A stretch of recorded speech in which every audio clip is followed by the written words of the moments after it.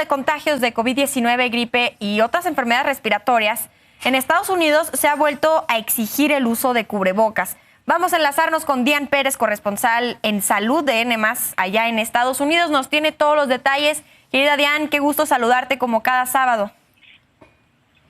Querida Natalia, Humberto, muy buenos días. Saludos a ustedes y a su auditorio.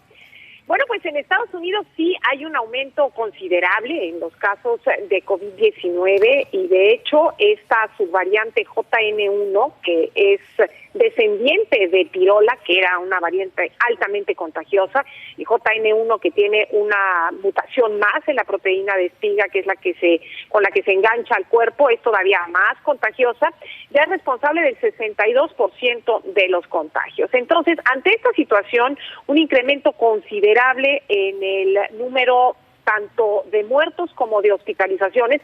Por supuesto, no estamos hablando en ningún momento de cifras como en el pico de la pandemia. Sin embargo, sí se ha registrado un aumento en los últimos meses y esto, por supuesto, está despertando preocupación, toda vez que al ser invierno también hay otros virus que están ocasionando infecciones respiratorias, que es el virus de la influenza principalmente. Ahora, en algunos hospitales sí se está solicitando el uso de cubrebocas y concretamente son 5 estados que han puesto mayor énfasis en esto. Se trata de Massachusetts, Illinois, Maryland, en donde uno de los sistemas hospitalarios más importantes, Johns Hopkins, sí ha establecido que fuera obligatorio tanto que pacientes como médicos utilizaran cubrebocas en las instalaciones.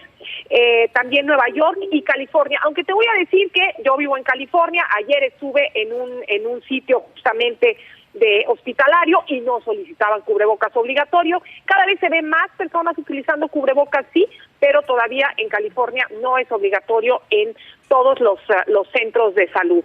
Entonces sí estamos viendo un incremento importante, estamos hablando de alrededor de 1,600 muertes por COVID a la semana. Esto pues sí es una cantidad importante, porque además la Organización Mundial de la Salud comenta que menciona que se han registrado alrededor de 10,000 muertes al mes.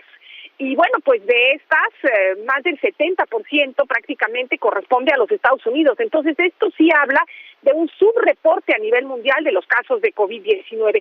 E incluso en los Estados Unidos también hay un subreporte en el número de casos, porque ya no es obligatorio que los hospitales reporten los casos de COVID, y cuando una persona resulta positiva de COVID-19, pues simplemente se queda en su casa y no lo reporta a las autoridades sanitarias. Entonces, definitivamente estamos ante una situación que puede ser mucho mayor de lo que se está reportando, tanto por parte de los Centros para el Control y Prevención de Enfermedades en los Estados Unidos, como por la Organización Mundial de la Salud a nivel mundial. Oye, Dian, y preguntarte una cosa, bueno, aquí lo que tú nos planteas es básicamente, bueno, en resumen, un repunte del COVID que finalmente lo que está provocando es que se tenga que volver, al menos en Estados Unidos, al uso de cubrebocas. Es decir, digamos, la cuestión médica, la cuestión física, por llamarlo de alguna manera. Pero yo quiero también hablar un poquito de la cuestión mental, esa parte que es un poco más intangible.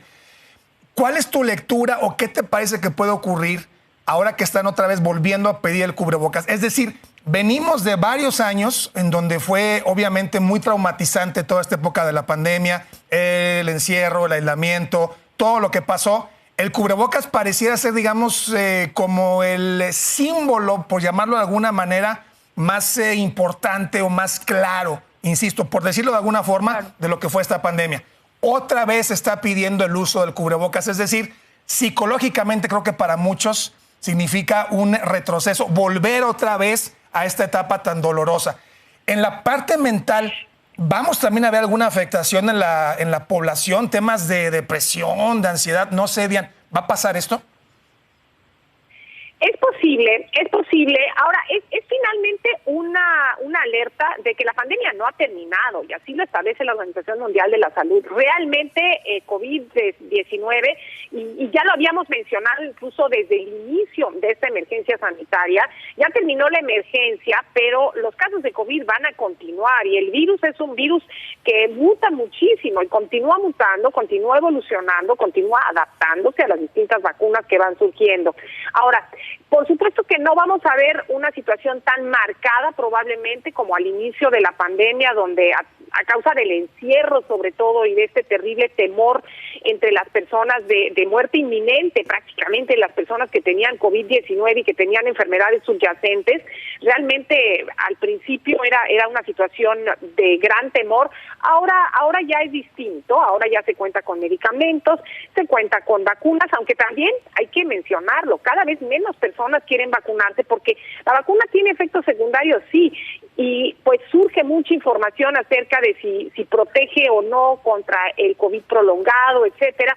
La realidad es que la vacuna sí protege contra el COVID prolongado y la vacuna sigue siendo sumamente útil para evitar enfermedades muy severas en personas, sobre todo que tienen problemas subyacentes. Entonces sí es recomendable que se sigan vacunando y de hecho la Organización Mundial de la Salud establece que hay que vacunarse entre 6 meses y 12 meses, es decir, cada 6 meses o cada año contra COVID-19 con las nuevas vacunas que se van a ir adecuando en función de las mutaciones que van surgiendo. Pero bueno, conforme a lo que mencionas de la salud mental, es posible porque todavía incluso estamos viendo remanentes de la pandemia en cuanto a trastornos de salud mental, personas que tuvieron problemas económicos muy serios, personas que perdieron a seres queridos, por supuesto que están pues mucho más preocupadas ante este incremento. Sin embargo, también es una realidad que al estar mejor preparados como sociedad, mejor preparados como instituciones médicas a nivel mundial, también esto debe generar un poco de tranquilidad y pues si queremos hacer una proyección es muy probable que no vamos a ver un problema de salud mental tan grave como se suscitó en el pico de la pandemia. Pero sí, la preocupación por supuesto está latente y habrá algunos que son más sensibles que otros ante esta situación.